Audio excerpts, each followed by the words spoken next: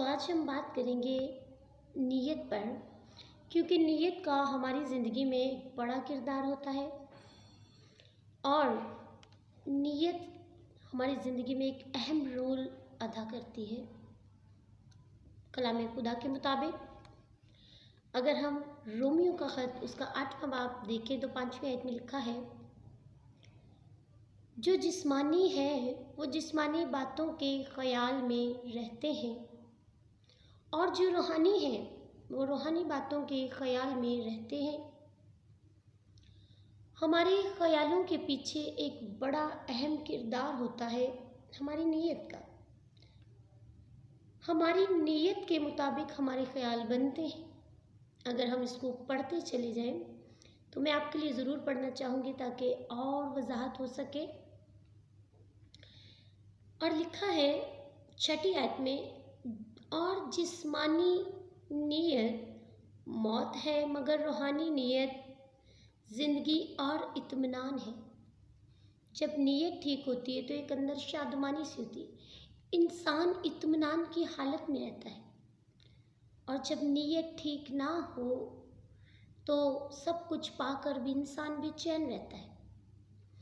اور کلام خدا میں لکھا ہے، اگر 7ویں آیت کو دیکھیں تو لکھا ہے، اسی لیے کہ جسمانی نیت خدا کی دشمنی ہے، کیونکہ نہ تو خدا کی شریعت کے تابع ہے نہ ہو سکتی ہے۔ جب نیت جسمانی ہوگی تو ایسی نیت خدا کو کبھی پسند نہیں آئے گی، کیونکہ جسمانی نیت سے ہمیشہ برے خیال پیدا ہوتے ہیں، بری سوچیں پیدا ہوتی ہیں، اور انسان بہت کچھ حاصل کر لینا چاہتا ہے بری نیت سے، اور خدا کو بری نیت پسند نہیں۔ اس لیے جو شخص ایسے خیالوں میں رہتا ہے وہ خدا سے دشمنی کو مول لیتا ہے۔ اور لکھا ہے کہ کیونکہ جب جسمانی نیت ہوگی تو انسان نہ شریعت کے یعنی خدا کے کلام کے تابع ہو سکا ہے۔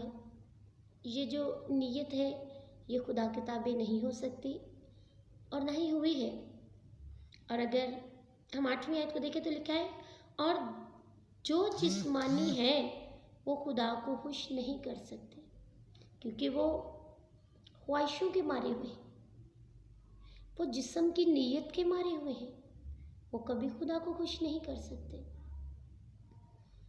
اور خدا کو خوش کرنے کے لیے جسم کی نیتوں پر غالب آنا پڑتا ہے، جسم کی خواہشوں کو مارنا پڑتا ہے۔ پالوس رسول لکھتے ہیں، میں اپنے بدن کو مارتا کوٹتا اور قابو میں رکھتا ہوں۔ اس کا یہ مطلب نہیں کہ وہ اپنے بدن پر تشدد کرتا ہے، اس کا یہ مطلب ہے کہ وہ اپنے بدن کی خواہشوں کو کنٹرول میں رکھتا ہے، وہ بری نیت کو غالب نہیں آنے دیتا۔ اور خدا کا کلام فرماتا ہے کہ جسمانی جو ہے وہ خدا کو خوش نہیں کر سکتے ہیں۔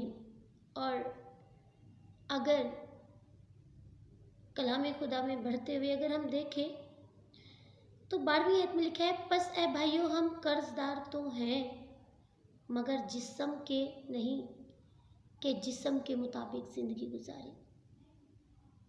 ہم جسم کے قرض دار نہیں کہ جسم کی ہی مانتے جائیں، اور جسم ہم خود جانتے ہیں کہ یہ خود محتاج ہے۔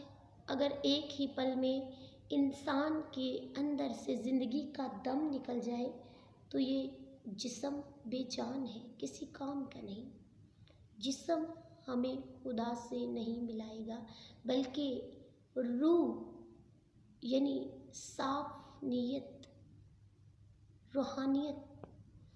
اور آگے لکھا ہے کہ زندگی گزاریں۔ 13ویں آیت میں لکھا ہے، کیونکہ اگر جسم کے مطابق زندگی گزارو گے تو ضرور مرو گے، اور اگر روح سے بدن کے کاموں کو نیست اور نابود کرو گے تو جیتے رہو گے۔ اسی بدن میں رہ کر रूह जो है हमें ऐसी कुव्वत दे देता है कि इस बदन को हम कंट्रोल कर सकते हैं, इस बदन को अपनी मर्ज़ी के मुताबिक चला सकते हैं। मगर कब? जब हम रूह में ज़िंदगी गुजारेंगे, जब हमारी नीयत ठीक होगी। और हम देखते हैं याकूब के भाई ईसाऊ के बारे में, कलाम खुदा में लिखा है, जब उसने नीयत बदलना चाही तो उसे नीयत की तब्दीली का मौका ना मिला। अजीज़ों, कभी कभी ऐसा होता है कि हम चाह कर भी नीयत की तब्दीली का मौका नहीं हमें मिलता। अगर आज हमारे पास वक्त है तो हम मन फिराएं और नीयत जो है वो ठीक रखें, रूहानी नीयत रखें। वो हमेशा की ज़िंदगी है, वो इत्मीनान है, वही सब कुछ है। सो जिस्म के मुताबिक ज़िंदगी गुजारने वाले याद रखें। खुदावंद आपको बरकत दे और इस कलाम पर अमल करने का फजल दे। God bless you.